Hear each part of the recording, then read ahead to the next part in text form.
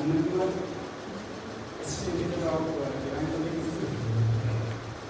my topic is NEP, as a resource person, NEP 2020.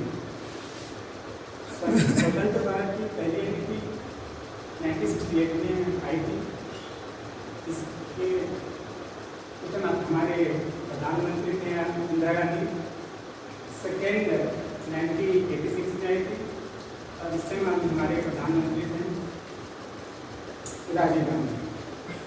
इसके बाद 34 साल के बाद एक थर्ड NEP आई है जिनका अध्यक्षता श्री कस्तूरी रंजन ने की है और ये इसरो के साइंटिस्ट हैं और ये हमारे नरेंद्र मोदी के सामने नरेंद्र मोदी प्रधानमंत्री हैं। इसमें सबसे पहली बात है क्या कि ये जो ministry of human resource development MHRD minister था उसको चेंज करके एजुकेशन मिनिस्ट्री को चेंज करके एजुकेशन मिनिस्ट्री नाम दे दिया गया है। तो पहला स्लाइड है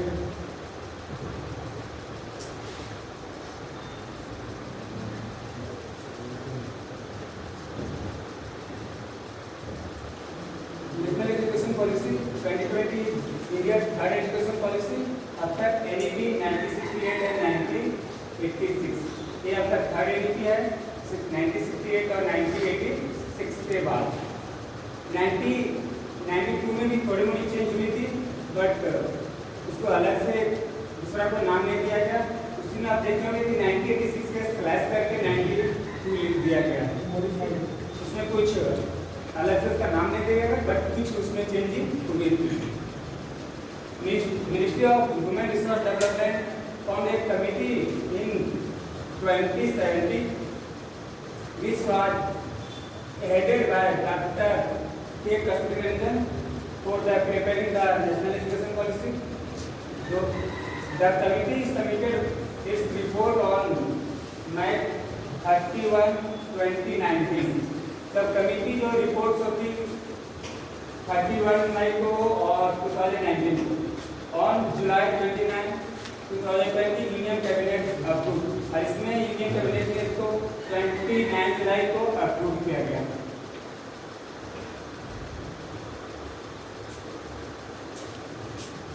नेशनल एजुकेशन पॉलिसी 2030 ये लेफ्ट साइड में दिख रहा होगा आपको 10+2 जो आप आज से पहले यही अभी तक हम लोग इसी को फॉलो करते आ रहे हैं। एग्जिस्टिंग एकेडमिक स्ट्रक्चर 10+2 कहने का मतलब है कि गवर्नमेंट बच्चों को 12 साल अपने अंदर रहती थी। इसमें एडमिशन बच्चों के 6 साल में होता था और 12 साल अपने अंदर रखती थी। इसके बाद वो यूनिवर्सिटी को सौंप देती थी। आप सुनिए में कि हमने इसको बोर्ड ऑफ टेंथ से झारखंड बोर्ड से किए हैं, बिहार बोर्ड से किए हैं, यूपी बोर्ड से किए हैं, कोलकाता बोर्ड से किए हैं। लेकिन ये कभी आप नहीं सुनेंगे कि ग्रेजुएशन हम बिहार से किए हैं, कोलकाता से किए हैं, यूपी से किए हैं। अब जो भी ग्रेजुएशन करते हैं वो यूनिवर्सिटी से करते हैं। तो आज से पहले अभी तक तो हम लोग को 10+2 चल रहा था।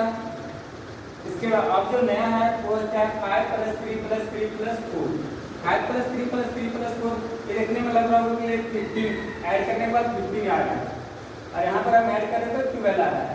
तो हम लोग आप सोच लेंगे कि शायद 12 के बाद ग्रेजुएशन का मतलब 12 के बाद शायद ग्रेजुएशन तक बच्चे जो आपका गवर्नमेंट अपने अंदर रख रही तो नहीं। ये पहले हम लोग एडमिशन जो लेते थे वो 6 साल में लेते थे, लेकिन अब जो एडमिशन होगी वो बच्चों को 3 साल के बाद हम लोग उसको एडमिशन ले लेंगे और 3 साल के बाद जो 5 साल होगा 3 साल से मतलब 5 साल रखेंगे उसको हम लोग बोलेंगे फंडामेंटल स्टेज। +3 जो है 3 साल का जो है वो है प्रीपैरेटरी स्टेज और +3 है जो मिडिल स्टेज और +4 है वो आपका सेकेंडरी स्टेज।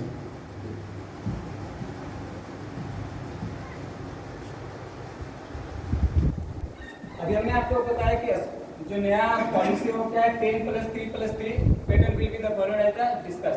तो पहला स्टेज है आपका फाउंडेशन स्टेज जो आपका है 5। तो 5 में जो फाउंडेशन स्टेज है उसको 2 पार्ट में डिवाइड कर दिया गया। पहला क्या है 3 इयर्स और दूसरा लास्ट सेकेंड है वो क्या है 2 इयर्स। 3 इयर्स जो है वो क्या है प्री स्कूलिंग है। प्री स्कूलिंग पहले से भी चल रही थी। जैसे आप देखते होंगे और नर्सरी एलकेजी यूकेजी। और गवर्नमेंट में भी आंगनबाड़ी बाल वाटिका ये सारे चल रहा था, बट अब है क्या कि आप गवर्नमेंट स्कूल में भी हम लोग हैं कि उसको एडमिशन लेंगे, ठीक है, कितना 3 साल में। उसके बाद है 2 ईयर्स क्लास जो सेकंड है, उसमें बच्चा फर्स्ट और सेकंड क्लास में पढ़ाई करेगा। तो ये जो फंडामेंटल स्टेज है उसका कुछ हम पिक्चर दिखाने जा रहे हैं। फंडामेंटल स्टेज है उसमें बच्चे पढ़ेंगे नहीं। फंडामेंटल स्टेज है उसमें हम लोग को उसको किसी तरह से प्रेशर नहीं देना, ठीक है। बच्चा आएगा कोई खेलेगा, पेंटिंग करेगा, और आप यहाँ देख रहे हैं कुछ काउंटिंग सीख रहा है बच्चा, ठीक है।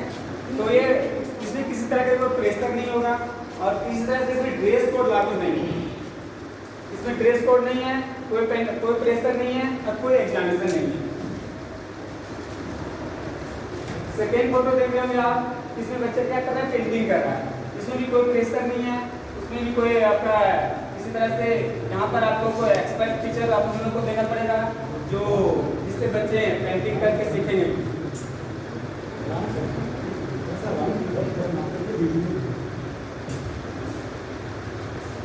फर्स्ट है आपका fundamental stage.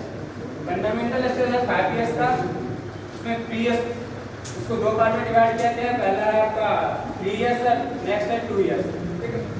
First 3 years of pre schooling, as group of 4, 5, 6। जो उस टाइम का बच्चों का एज जो होगा वो क्या होगा, 3, 4, 5 and 6 years. To be enrol in a play way school और इन आंगनबाड़ी और बाल वाटिका। उसका जो हम लोग एडमिशन लेंगे कहाँ, प्ले वे में लेंगे, आंगनबाड़ी में लेंगे और बाल वाटिका में लेंगे। No examination is this stage, यहाँ पर आपका कोई किसी तरह का एग्जामिनेशन नहीं होगा। नो यूनिफॉर्म कोड, यहाँ पे आपका कोई यूनिफॉर्म कोड नहीं है। सेकेंड आपका next 2 years, class first and class second, age group of 7, 8 years. No exam this course and no uniform this course, मतलब फर्स्ट क्लास में भी उसका एग्जाम नहीं लेंगे, सेकेंड क्लास में उसका एग्जाम नहीं लेंगे। ऐसा क्यों बोला गया है, हम एग्जाम नहीं ले रहे हैं, ड्रेस कोड क्यों नहीं कर रहे हैं उसमें? इसका बहुत ज़्यादा फायदा है। बच्चे स्कूल आते क्यों नहीं है, वो थोड़ा उसका एग्जाम का डर होता है, ठीक है। एग्जाम का डर होता है, एग्जाम के डर के कारण बच्चे स्कूल नहीं आते हैं। तो हम लोग जो एनईपी का जहाँ तक हमें लगा है स्किल बनाना। स्किल मीन्स जैसे हम लोग ग्रेजुएशन तो कर लेते हैं, एमए तो कर लेते हैं, यदि कंपनी जगह हमें नहीं मिली तो हम लोग कोई भी एरिया में एक्सपर्ट नहीं है। यदि हम स्किल रहते हैं, टेक्नीशियन और बहुत सारे कारपेंटरी, बहुत सारे पार्ट हैं, टेलरिंग, इस सारे यदि हम लोग कुछ आती तो शायद हम उसमें अपना करियर बना सकते हैं, लेकिन हम वो नहीं कर पाते। और यूनिफॉर्म कोड, बच्चे क्या है यहाँ पर आगे क्या करेंगे, खेलकूद करेंगे। यदि हम यहाँ पर स्कूल बच्चे को ले आते हैं और डांट दबाव करते हैं, पढ़ाई का प्रेशर देते हैं, तो किस लिए शायद वो आना नहीं चाहते। एक छोटी सी स्टोरी है कि एक कसाई था, वो खस्सी लेके जा रहा था, खस्सी को खिंचाते जा रहा था। तो एक बच्चा था, वो पापा से पूछा कि पापा ये खस्सी खिंचा क्यों जा रहा है, तो जाना क्यों नहीं चाह रहा है? तो उसका पापा बोले कि बेटा इसको कसाई जाकर काटेगा। तो बच्चा बोलता वो हमको लगा कि बच्चा तो नहीं है, खस्सी को जो है स्कूल लेके जाने का है। तो मतलब बच्चे इतना ज़्यादा कर जाते हैं कि वो स्कूल नहीं आना चाहते।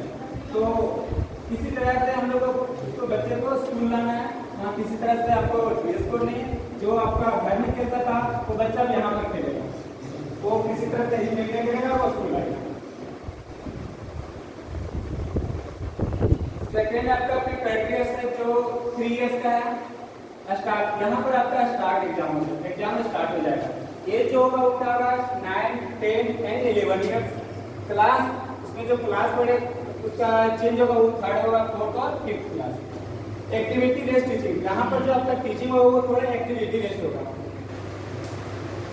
Preferable medium of the instruction mother tongue, regional language and national language. यहाँ जो आपका मीडियम होगा वो क्या होगा, रीजनल लैंग्वेज होगा। रीजनल लैंग्वेज और मदर टंग जो आपका एजुकेशन होगा।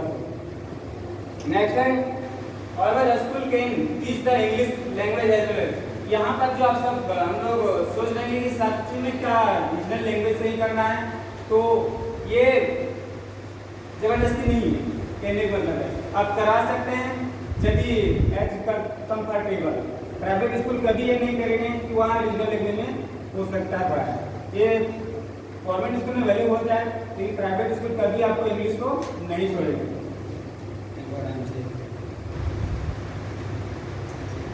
सेकेंड है मिडिल स्टेज है। ये जो प्लान है वो 3 इयर्स का है। 3 इयर्स में बच्चा जो क्लास होगा वो 6th होगा, 7th होगा और 8th क्लास होगा। एज ग्रुप जो लागू होगा तो प्राइवेट स्कूल इसको नहीं फॉलो करेगा, गवर्नमेंट स्कूल फॉलो करेगा, सारे लोग फॉलो करेंगे। रीजनल लैंग्वेज बताएं कि सारे रूल को फॉलो करेंगे, बट ये जो रीजनल लैंग्वेज की बात हो तो उसका फिलहाल हमको लगता है कि इसमें कुछ चेंज किया जाएगा। एक्सपेक्टेशन बताया जो आगे जो भी रूल बनेगा वो गवर्नमेंट स्कूल और प्राइवेट स्कूल दोनों के लिए रूल बनेगा, दोनों के लिए बनेगा। सेपरेट रूल नहीं है, पॉइंट डाला हुआ है मानव संसाधन मंत्रालय से शिक्षा विकास होता है, तो वो एक पॉइंट डाला है कि अगर जो भी प्राइवेट स्कूल इस नियम को फॉलो नहीं करेगा उसका रजिस्ट्रेशन रद्द कर देंगे। और ये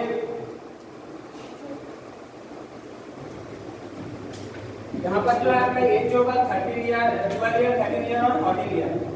और थर्ड पॉइंट है कि कंप्यूटर नॉलेज कोडिंग, जो आपका 6 से 7 से 8 से बच्चों को कंप्यूटर कोडिंग का ज्ञान देना है हम लोग को। थोड़ी थोड़ी उसमें कंप्यूटर की जानकारी स्टार्ट कर देनी है, थोड़ा सा आपको सॉफ्टवेयर ये सब सीख लेगा।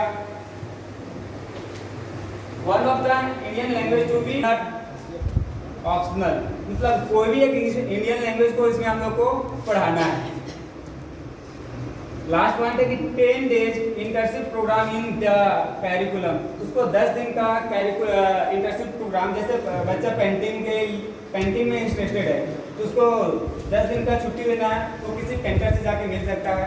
बच्चा इलेक्ट्रिशियन में वो थोड़ा स्किल होना चाहता है तो 10 दिन का कोई इलेक्ट्रिशियन से कोई कंपनी में जाके वो अच्छी इलेक्ट्रिशियन से अच्छे जो इंजीनियर है उससे वो मिल सकता है।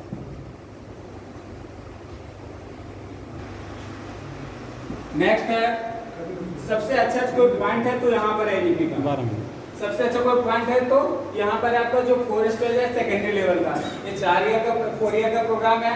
क्लास जो इसमें होगा वो 9th 10th 11th 12th होगा। 9th 10th 11th 12th age group जो होगा वो होगा आपका 15 16 17 एंड 18 ईयर्स। यहाँ पर आपका एग्जाम जो होगा वो सेमेस्टर सिस्टम से होगा। सेमेस्टर सिस्टम कहने मतलब है कि 1 ईयर में 1 साल में 2 एग्जाम होंगे, ठीक है। जैसे पिछला 10th क्लास का एग्जाम हुआ टर्म 1 और टर्म 2 एग्जाम। इसमें बहुत अच्छी बात है वो क्या है, नो स्ट्रीम की मीन्स बच्चा होता क्या था 10th क्लास कंप्लीट करने के बाद वो साइंस लेता था, आर्ट्स लेता था और कॉमर्स लेता था। उससे कोई बच्चा को साइंस तो लेना पड़ना, वो इंजीनियर तो करना चाहता है लेकिन उसको ज्योग्राफी में भी इंटरेस्ट है, एसएसटी में भी, हिस्ट्री में भी इंटरेस्टेड है वो, तो अब क्या है वो कर सकता है। साइंस लेके पढ़ तो जरूर सकता है लेकिन अपने साइड में वो अपना एसएसटी को भी पढ़ सकता है, हिस्ट्री को भी पढ़ सकता है, ज्योग्राफी को भी पढ़ सकता है। यदि वो हो सकता है कि बच्चे आर्ट्स लेके ह्यूमैनिटी पढ़ना चाहते हैं तो इसको फिजिक्स भी बहुत अच्छा लगता है तो फिजिक्स को भी साथ में रख के वो पढ़ सकता है। मतलब यहाँ पर आपका क्या है, स्ट्रीम नहीं है, आपको मजबूर नहीं कि आप इसी पेपर को रख सकते हो।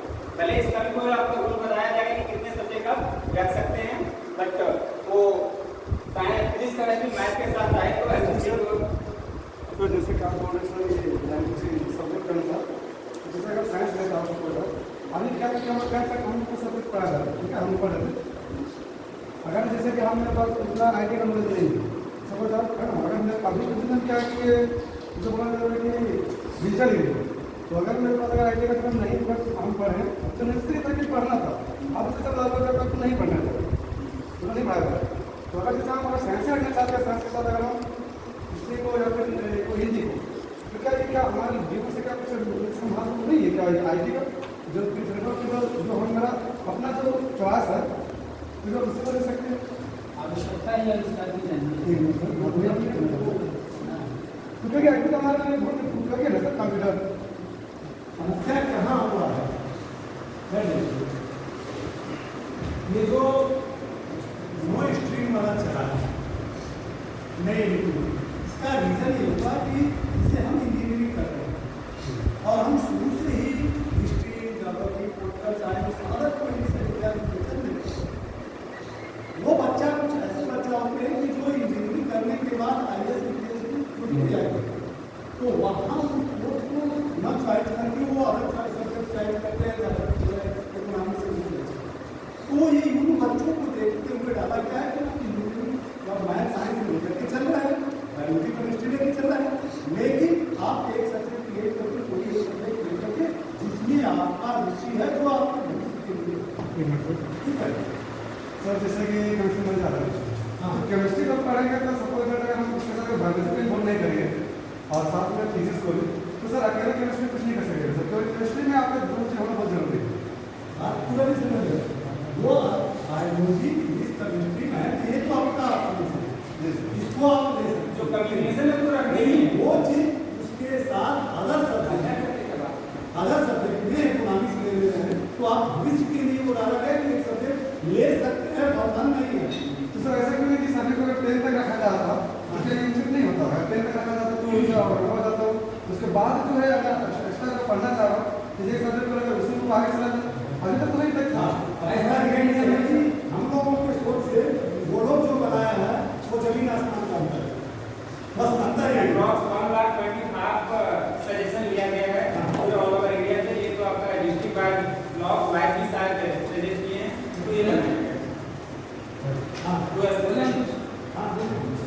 मान लीजिए बच्चा जो है साइंस पढ़ना है, उसको आर्ट्स भी पढ़ना है, कॉमर्स भी पढ़ना है, फिर पढ़ सकता है नहीं उसमें सब्जेक्ट चॉइस करना, वो अपने स्ट्रीम चॉइस नहीं कर रहा है, सब्जेक्ट चॉइस कर रहा है। वो कॉमर्स का भी एक सब्जेक्ट ले सकता है, मैथ भी ले सकता है। हम इंजीनियरिंग लाइन में जाना चाहते हैं, हम इंजीनियरिंग लाइन में जाना चाहते हैं, हम IAS लाइन में जाना चाहते हैं। इंजीनियरिंग लाइन में जाना चाहेंगे तो हम क्यों SST का सारे पेपर पढ़ेंगे, क्यों सारा इंटरेस्ट को एक दो पेपर में होते हैं, है ना। ये सारा हम सोचेंगे कि 10 पेपर हम पढ़े तो क्या कर सकते हैं, कॉमर्स में अकाउंटेंट ले सकते हैं, क्या आर्ट्स में हाँ ले सकते हैं। लेकिन अपना जो पेपर है आपका, जैसे इंजीनियर बनना है तो आपको फिजिक्स केमिस्ट्री मैथ तो रखना ही है एक्स्ट्रा। उसके बाद आप चाहें कि हम SST रख सकते हैं, क्या बोलते हैं, इकोनॉमिक्स रख सकते हैं, ज्योग्राफी रख सकते हैं, बायोलॉजी रख सकते हैं, तो रख सकते हैं आप।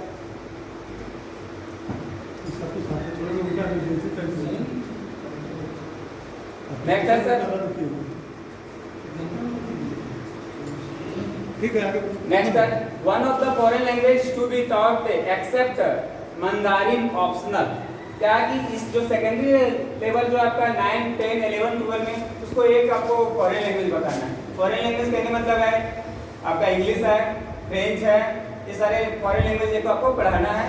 लेकिन ऑप्शनल बोल दिया कि मंदारिन, मंदारिन मतलब ये चीन का भाषा है, ठीक है, चीन का जो भाषा है मंदारिन, उसको ऑप्शनल इसलिए बता दिया गया कि शायद अभी हम लोग को चीन से अच्छा रिलेशन नहीं है। लेकिन ये भी हम लोग को बोल लगे तो गलत है एक तरह से। अभी हम लोग के साथ चीन का रिलेशन नहीं है। यदि हम चाहें कि चीन में कुछ व्यापार करना चाहें, कुछ बिजनेस करना चाहें, चीन में जॉब करना चाहें, तो हमारे लिए समस्या पैदा हो जाएगी, ठीक है। तो शायद अभी ऑप्शनल है, लेकिन बाद में इसको चेंज कर दिया जाए। हर समय भारत और चीन का रिलेशन खराब नहीं रहेगा।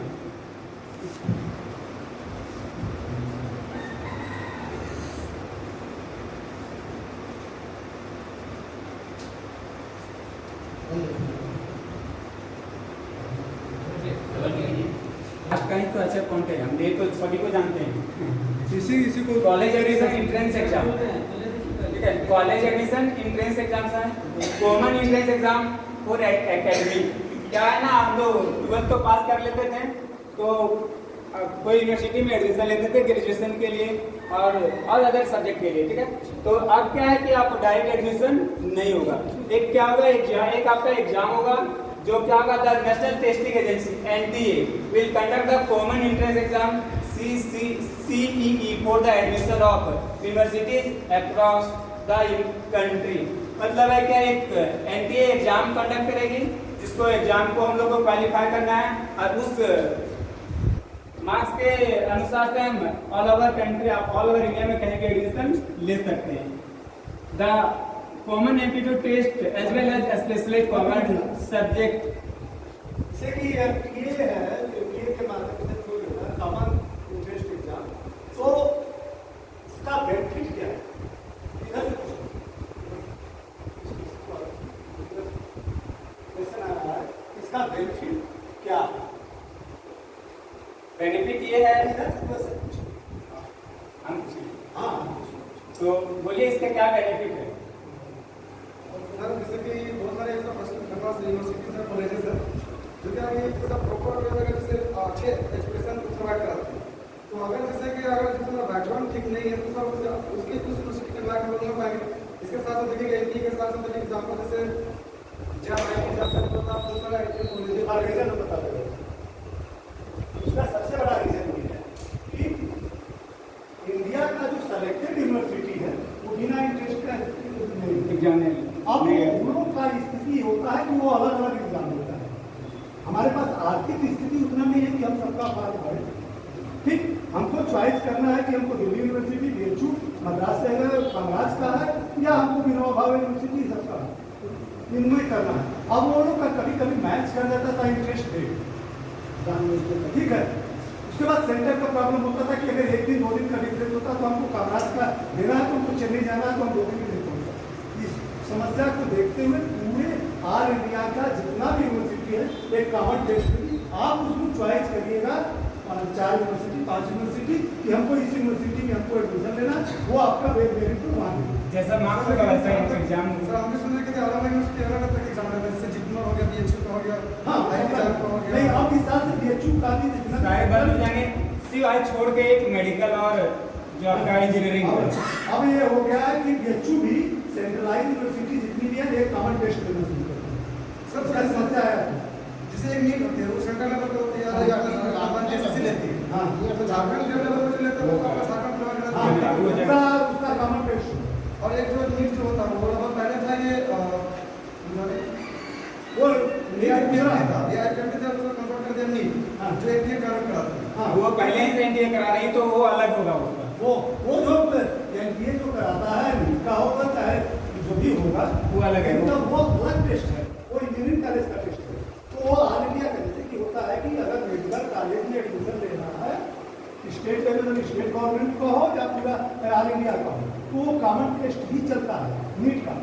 अब उसमें से बच्चा सेलेक्ट होता है तो उसके हिसाब से वो कॉलेज चॉइस किया मेरिट चला जाता है। तो वो समस्या अब धीरे धीरे खत्म हो गया है कि बच्चा को लगता है कि अब जैसे कि एम्स ले रहा है रांची वाला और बनारस का एम्स लेगा, दोनों का टेस्ट लेवल अलग होगा और बच्चा को उसको चॉइस करना है दोनों। वो सोच रहा है कि हमारा यहाँ ना हो और या वहाँ नहीं होगा तो तीसरा जगह कहीं, तो वो एक जगह हो जाने के बाद उसका मेरिट के हिसाब से वो कॉलेज चॉइस हो जाता है। तो उसके आधार से तो अलग एग्जाम देना पड़ेगा। नीट के लिए तो वो अलग इंग्लिश है वो हाँ। जिसके धरेगा तो उसे झारखंड के एग्जाम देगा, तो उसमें इधर मेडिकल और इसमें आपके झारखंड अजय में हो सकता है, तो अलग अलग होता है। कि झारखंड का जैसे स्टेट लेवल पूरा ऑल इंडिया का एक टेस्ट होगा कॉमन टेस्ट, जैसे नीट का ऑल इंडिया का कॉमन टेस्ट एक ही है, झारखंड का अलग नहीं है। जेई का पूरा ऑल इंडिया का टेस्ट एक ही है। हाँ।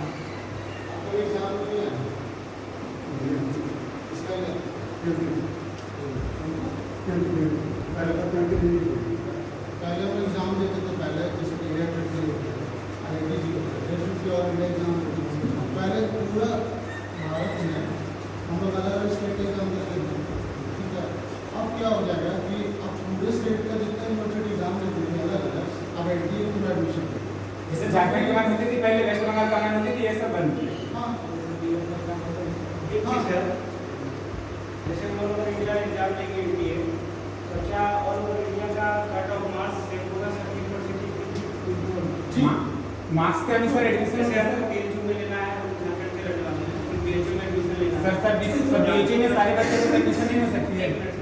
जैसे हमारा विनोबा भावे यूनिवर्सिटी है रांची है, उत्तर प्रदेश में हमारा बीएचयू, तो अगर हम बीएचयू में एडमिशन लेना चाहते हैं तो विनोबा भावे और बीएचयू का कट ऑफ मार्क्स सेम होगा?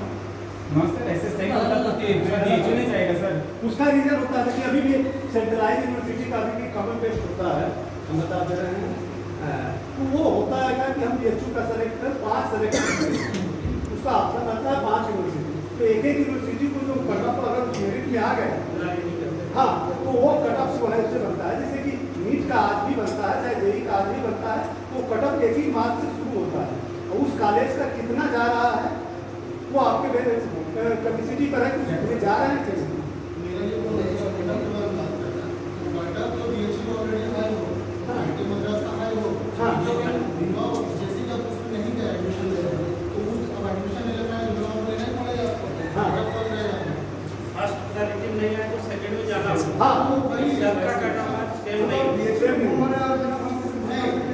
जो होगा एनडीए एक एजेंसी होती है जो एनडीए एजेंसी क्या करेगी, कट ऑफ लिस्ट निकालेगी सब कॉलेजेस का। जैसे सपोज कीजिए कि आप 90% है ऑल ओवर इंडिया में, ठीक है, 90% में आपको कौन-कौन से कॉलेज मिल सकता है। ठीक है, उसमें आप 100 सीट में आप पॉइंट में छट जाएंगे तो उसमें नहीं कंफर्म होगा, सेकंड कॉलेज में जाइए, बट उसका कट ऑफ उतना ही रहेगा, ठीक है। लेकिन इसलिए क्या करेंगे, कॉमन सिस्टम है जिस तरह मेडिकल में कट ऑफ जाता है उसी तरह वही कट ऑफ ही है। सारे प्रोसेस वही है। क्योंकि अभी डीयू में एडमिशन के लिए 100% मार्क्स, जो ग्रेजुएशन में जो टेस्ट लिया जा रहा है उस टेस्ट में आपका ग्रेजुएशन में 100% मार्क्स हो तभी आप लोग ग्रेजुएशन के उसी लिए को apply देखते हुए कॉमन टेस्ट दिया गया है जी। ना, टेस्ट अलग अलग हो जाता है। अब वो टेस्ट एक होगा तो वो कट ऑफ सीधे डाउन होते चल रहे हमारा प्राइस का ठीक है।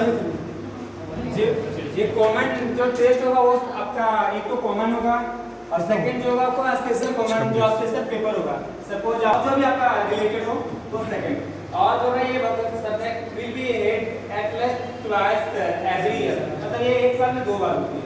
सपोज एक बार में आप क्वालिफाई नहीं कर पाए तो सेकंड टाइम आपको चांस मिलेगी, सेकंड टाइम भी आप एग्जाम दे सकते हैं और वो अपना जो भी करना चाहते हैं बीटेक वो आप कंटिन्यू कर सकते हैं। नेक्स्ट है हायर एजुकेशन, इसमें सबको कंफ्यूजन हो रहा था तो आज थोड़ा देखते हैं क्या higher education structure means graduation. अब सबको लग रहा था कि ग्रेजुएशन 3 साल की, ग्रेजुएशन 4 साल की है, तो आज इसको देखते हैं क्या है। यदि हम और जिस तरह से वो आपका 9, 10, 11, 12 के लिए बहुत अच्छा था एनईपी, इसी तरह से ये भी आपके लिए बहुत अच्छी है एनईपी, ठीक है। क्या है कि यदि आप 1 साल ग्रेजुएशन का कंप्लीट करते हैं तो आपको एक सर्टिफिकेट मिलेगा। सेकंड यदि 2 साल का कोर्स कर 2 साल कंप्लीट करते हैं तो आपको क्या बैचलर का डिप्लोमा की डिग्री मिलेगी। यदि 3 साल का कोर्स करते हैं तो क्या मिलेगा, वो बैचलर डिग्री मिलेगी। और यदि आप 4 साल के कोर्स करते हैं तो क्या होगा, बैचलर के साथ रिसर्च की डिग्री मिलेगी, ठीक है। तो इससे फायदा क्या है कि हम लोग को, तो यदि हम ग्रेजुएशन में एडमिशन लेते हैं 2 साल का कोर्स कर लेते हैं, इनके एनी मतलब एनी कारण से यदि हम उसको कंप्लीट नहीं कर पाते हैं तो क्या होता है कि वो मेरा 2 साल की डिग्री बर्बाद हो जाती है, ठीक है। तो वो क्या है कि अब हम 2 साल का जो भी आप हम लोग 2 साल पढ़ाई किए तो 2 साल का आपको सर्टिफिकेट मिल जाएगा। और इसमें एक बहुत ज़्यादा फायदा है कि यदि 10 साल के बाद, 4 साल के बाद, 5 साल के बाद जैसे आपका फिजिकल जो भी प्रॉब्लम था वो अच्छा हो गया तो फिर से आप उसमें एडमिशन ले सकते हैं और वो फिर से नया मतलब आप फर्स्ट ईयर में एडमिशन नहीं लेना पड़ेगा आपको। 2 साल ऑलरेडी पहले से कंप्लीट हो चुकी थी तो आपको 3rd ईयर का एडमिशन लेना पड़ेगा, ठीक है। इससे हम लोग को बहुत ज़्यादा फायदा है। नेक्स्ट है क्या, multi disciplinary bachelor degree after completing 4 years will be, जो 4 साल का कोर्स करते हैं तो बैचलर डिग्री मिलेगा। मीन्स यदि आप रेलवे, बैंकिंग, एसएससी का जब तैयारी करते हैं तो कोई जरूरी नहीं कि आपको 4 साल का क्या बोलते हैं ग्रेजुएशन करना है। यदि आप तैयारी में कोई एंट्रेंस एग्जाम के लिए, सपोज बैंकिंग के लिए फॉर्म भरना चाहते हैं, एसएससी का तैयारी करना चाहते हैं, रेलवे का तैयारी करना चाहते हैं, तो उसके लिए आपका बैचलर डिग्री काफी 3 साल का लिए 3 साल ही ग्रेजुएशन है उसके लिए। 4 साल का यदि आप करना इंटरेस्टेड हैं तो कर सकते हैं, नहीं तो आपके लिए 3 साल की ग्रेजुएशन है, ठीक है। 4 साल का जो इंटरेस्टेड है, जो आपको आगे हायर एजुकेशन करना चाहते हैं, एमए करना चाहते हैं, पीएचडी करना चाहते हैं, उसके लिए 4 साल है। बट यदि आप 3 साल में ग्रेजुएशन का आप गवर्नमेंट जॉब के लिए अप्लाई करना चाहते हैं तो 3 साल के लिए ग्रेजुएशन है। अभी तो सर 4 साल के चालू हुआ है, झारखंड में होते बिना 3 साल कंप्लीट करके छोड़ सकते हैं। हाँ, छोड़ सकते हैं, यहाँ लिखा हुआ है, ठीक है। हमारे भी जाकर चालू हो गया। 4 साल से जो 4 साल का ग्रेजुएशन डिग्री है इसके लिए जो हायर एजुकेशन है, एमए के लिए, पीएचडी के लिए एडमिशन हो रहा है सर 4 साल का, हाँ 4 साल एक क्वेश्चन है, 3 साल अगर काम से कर सकते हैं। जैसे मान लीजिए ग्रेजुएशन आप छोड़ देना चाहते हैं, 3 इयर्स डिग्री कोर्स में किए, उसके बाद जैसे मान लीजिए हम 2020 में किए अभी 2022 में ग्रेजुएशन कर दिया 4 इयर्स। उसके बाद जैसे 3 इयर्स में जो ग्रेजुएशन किए हैं तो क्या पोस्ट ग्रेजुएशन में एक जो भी प्रेजेंट में 1 साल के लिए किया है उसमें एडमिशन लिया जा सकता है? अभी बताते हैं यदि आप ग्रेजुएशन 3 साल के कर रहे हैं 3 साल के किए हैं तो आपका एमए जो होगा वो 2 साल का 2 साल का आपका डिग्री जो होगा 2 साल का यानी कभी भी एडमिशन हाँ कभी हाँ जैसे मान लीजिए 2020 में ग्रेजुएशन किए हैं 3 साल की और प्रेजेंट में यूनिवर्सिटी कर दी है 4 साल। अभी 10+2 के बाद में जो बच्चे जाएंगे तो उनका ग्रेजुएशन में 4 साल 8 सेमेस्टर में कंप्लीट होगा।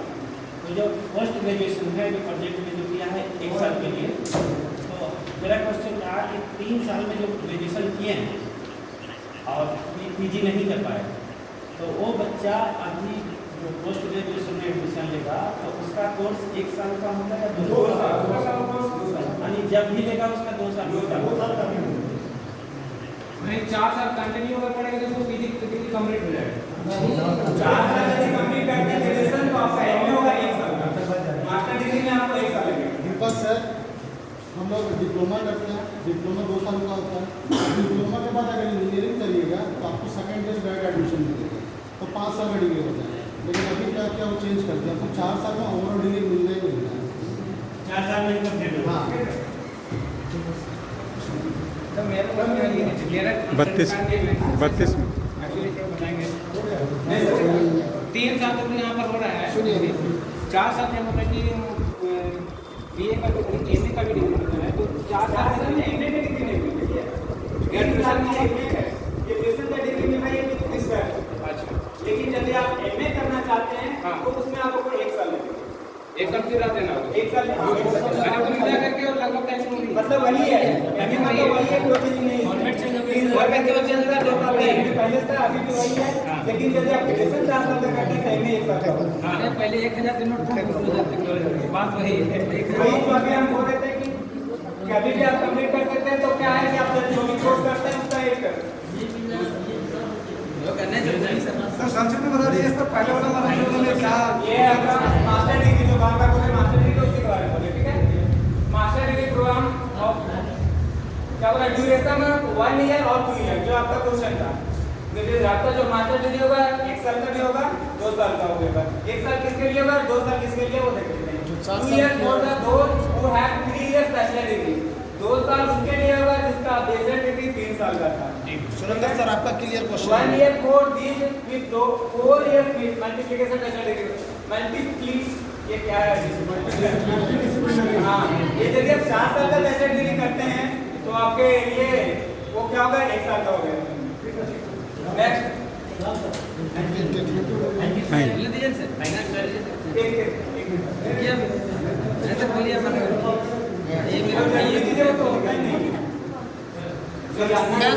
बताने नहीं दिए। हमारी बता दीजिए हो जाएगा सर, कितना बता दीजिए। मोबाइल हटा दीजिए सर लेकिन बताने दीजिए। छोड़ दे। सुरेंद्र सर प्लीज बोलो। Thank you. Thank you.